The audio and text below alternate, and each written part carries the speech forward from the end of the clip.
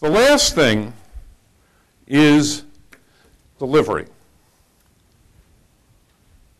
Use simple language. Another reason not to write is you tend to write in complicated language, and you need to speak in clear, easy language. The example that all speech teachers love is the Gettysburg Address. There are 265 words in the Gettysburg Address. 195 of them are single syllable. Okay? Simple words. Okay?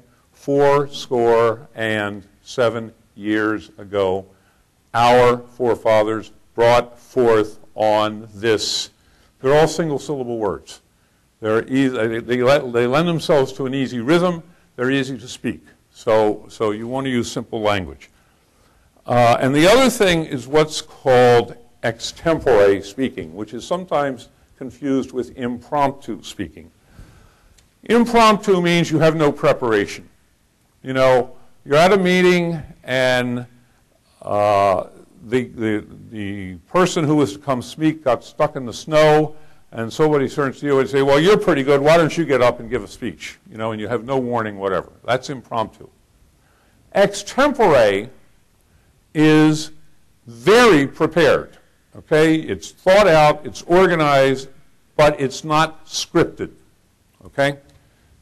Just what I've been doing today. I've got these notes, I know where I want to go, but I'm not tied to a text. And again, that's something that's not easily done unless you are you know, get some kind of teaching in it that how can you speak fluently and without fear in a highly organized way by thinking out what you want to do.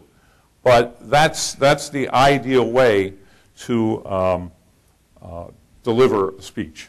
Okay? The last thing I want to do is just read you a quote from John Henry Newman in the last century. He wrote a book called The Idea of a University.